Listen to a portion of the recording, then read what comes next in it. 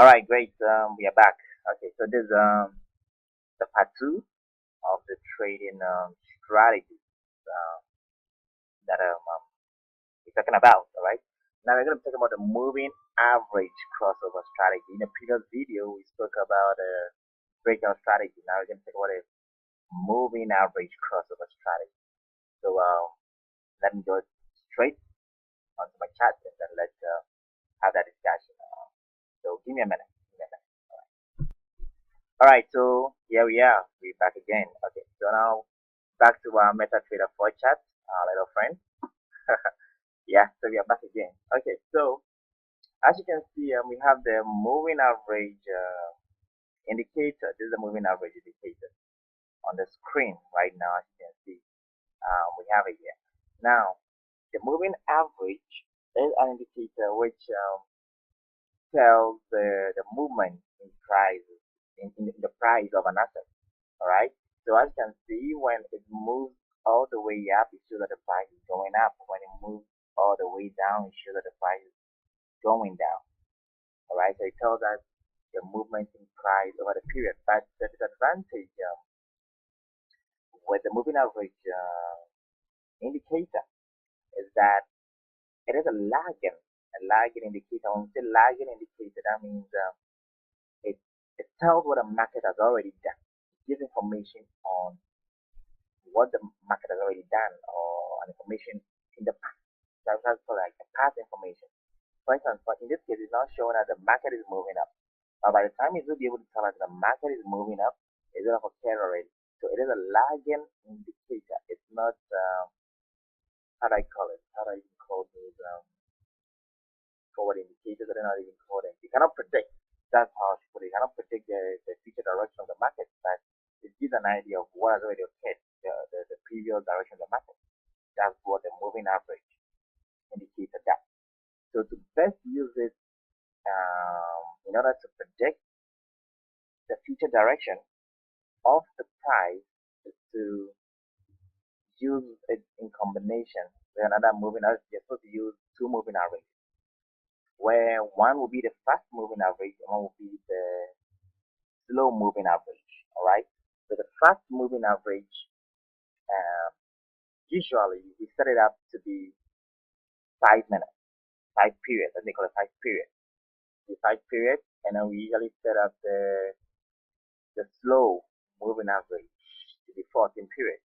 Now, the reason why we do this is because the first one moves more, as in gives a much more quicker information about a market than the slow one. So whenever the first one, so with this strategy, the overview or overall strategy is such that, the overview is such that once the first one crosses over the slow one, this is the slow one. The slow one is, should I call it, I don't know what to call it. Is it orange or red? I don't know what to call it. Let's call it orange for the sake of this video. Once the green one, this dark green, all right, crosses over this orange one, as you can see it right here, it indicates that the market is going to go down. If it cuts it from the top, just cutting it from the top, cut it from the top, it shows the market is going to go down. If it cuts it from below, as you can see right here, but the first one, which is the green one, cut the orange one, which is the slow one, from below, it shows that the market is going to go up, right? Let me show you how this plays this indicator on your screen so that at least you can do this on your own. Sorry about that. So first of all, what you go to is you go to the F with a plus, the green plus, and MetaTrader 4. You click on it, you come down to trend, that's trend, and then you click on moving average. Now when you click on moving average, it's going to give you this. When it gives you this, you change the first period as the period section. Leave everything the same the way it is. Change it to 5. By default, it gives you that.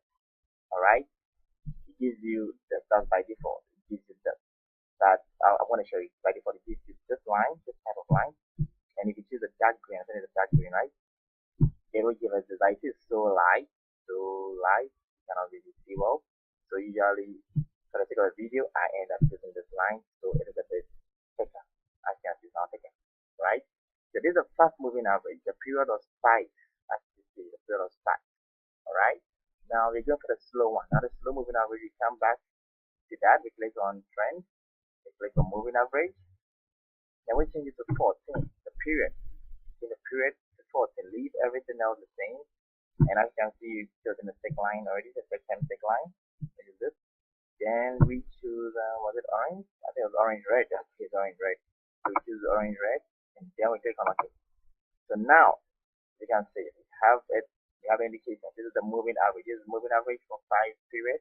This is moving average for 14 periods. Now, this is how you work the moving average crossover strategy. Like I said, yeah. So like I was saying, like I said, once the moving average crossover. So as you can see right now, the market is moving. If they don't cross each other, you don't take any trade. You monitor the market keeps moving, as you can see from this point, right from this point, all the way to this point. The market had not crossed over from this candlestick point, right to this candlestick. The market had not crossed over, right? So you let the market move, and the market was moving, then it crossed over here. At this point, the market crossed over at this point. Can you see it? This is where the crossover took place. At this very point, this is where the crossover took place. Alright? So now the market crossover here. So what you do in this case is you take a trade when this candlestick closes, because it's when this candlestick forms, this bullish candlestick forms, the market had not crossed. Can you see it? Right there. This is the point, right? The market had not crossed. Can you see that? The market had not crossed it. Okay? So it's when this candlestick was forming that the market crossed. Can you see it? The market crossed here. You can see, right? Let me take it up. You can see. So the market formed the cross here, cross at this point. So when this candlestick closes, for this strategy, you have to wait for the candlestick to close. Because until the candlestick closes, you cannot really tell if the market is going to cross. Either moving average is going to cross or not. But sometimes it could cross in the beginning, and then later on it could move and be on the same line with a slow one. I mean, it hasn't crossed. It's just within the same line. Right? So you have to be a bit careful. You have to wait for it to finish to close. So when it closes, it will indicate if the cross really took place. And as you can see with this candlestick, when it closed, it showed that okay, the market crossed, the moving average crossed. So when it crossed, what do? You take your trade immediately. And then you hold it for a particular period of time, and you realize that the market is moving up. Now, if you take your trade at this closing price, this is a closing price. That means that you're going to be entering a trade. That's the closing price. Alright? Closing price is it. So look here for your closing price. Now, the closing price was 1.8 is what 1.09156. That was the closing price. Alright? So that means that if you hold it between this point, which is this period, but even with this period, to any other period, it's going to win from between this point and this point. It's going to win because it's going to be, you chose an app, right? An app signal. This is going to be a call. It's going to go up because as you can see, the crossover takes place here and the market is moving up. So as you can see that it's a go win because if you choose a call at this price, and the price provided the price, whatever time frame should be 1 hour, 2 hours, 3 hours, and you can see the price closed above 1.09156,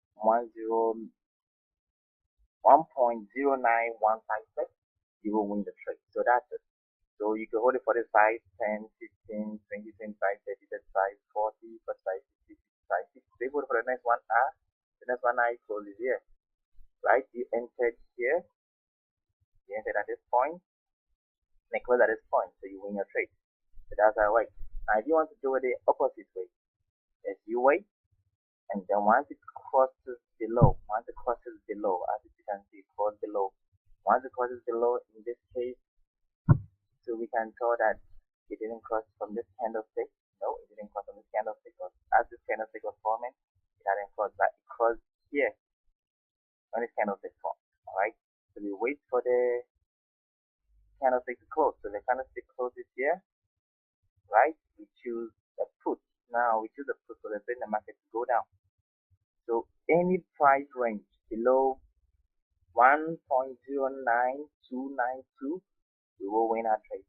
So if cost is going down, I can see it's going down. It went down throughout. So if we enter at this point, all right, as I said earlier, 1.09292, we will win the trade. So for instance, if we should hold the trade for 1 hour, that means that this is where we entered. And I did 5, 10, 15, 20, 25, 30, 35, 40, 45, 50. So meaning we're going to win the trade 50, 55, 60. Sorry, 50, 55, 60. So 55, 60. Remember we entered the trade here. Entered the trade here. Now we could have lost the trade if we held the trade for 55 minutes. This is the 55. This is the 55th minute candlestick. And you realize that it's higher than our closing price. This is its closing price. This is its closing price. This closing price is 1.09298, and this one's closing price is 1.09292. Now remember, in binary options, even if it's by just 1 pip, you could lose a trade, and this one the difference is 6 pips. So you could have lost if you had held it for 55 minutes. Like hold it for 1 hour, you will win, because this one's closing price is 1.09279. So you will win this trade. You get it? So that's it. That's why I keep saying that all the strategies that they aren't holy grail, they do fail at a point. So you will have to test the time frame that works best. So once it's crossed, which is here. Assuming you held it for 5 minutes. This is a 5-minute candlestick or a 5-minute candlestick. If you hold it for this, you're gonna win because it's below. All right, it's closed. It's closed here. Are we good? You close here, and you entered here by close here. You entered this is okay. You entered here by close here, so you would win. All right. So as I keep saying, and like I said in the previous video, in the previous strategy video, all you have to do is test which time frame works best to hold a trade. Test which time frame works best to hold a trade. Should it be for 5 minutes? Should it be for 5 hours? Should it be for 15 minutes? You test that. All right. Again, for this particular strategy, I haven't tested the time frame to hold this trade. I haven't tested for how long it is to hold this, because this is the strategy I use in trading. But you can use this strategy as well and make a lot of winning trades if your time frame for holding the trade is right. All right. So do a back test and then get to know which time frame to hold a trade, and everything should be fine. Okay. So you can do it that way, and it should work out for you. So to go over, I said once the fast moving average crosses over the slow moving average, it indicates the market is gonna go up. So you make a call. Once the candlestick, the signal candlestick, which is the crossover candlestick, which is this crossover candlestick in this case. All right. Okay. Once it closes, you take a trade. In this case, once the candlestick, which is also in this case this one, this means in this case you take a call. All right. In this case, you take a put. But as to how long you're gonna hold the trade, you have to do a back test to determine that. All right. To determine the time frame for the trade. But this is how you set it up. I hope you got it.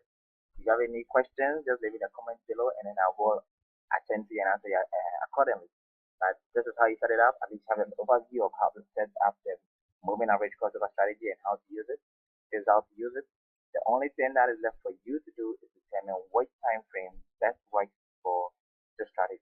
Should it be 1 hour? Should it be 15 minutes? Should it be 30 seconds? Should it be 30 minutes? Should it be the next 55 minutes, 16 minutes, the next 1.5 hours? You determine that by doing so. All right, and then I'm sure you'll be fine. You'll be fine. Provided you have an idea of how it works. I mean, just determine the time frame should be an indicator. So just do a back test and then get to see what time frame works. All right. So I'll see you in the next video as I'll be talking about the next strategy. So you can check out the next video as well.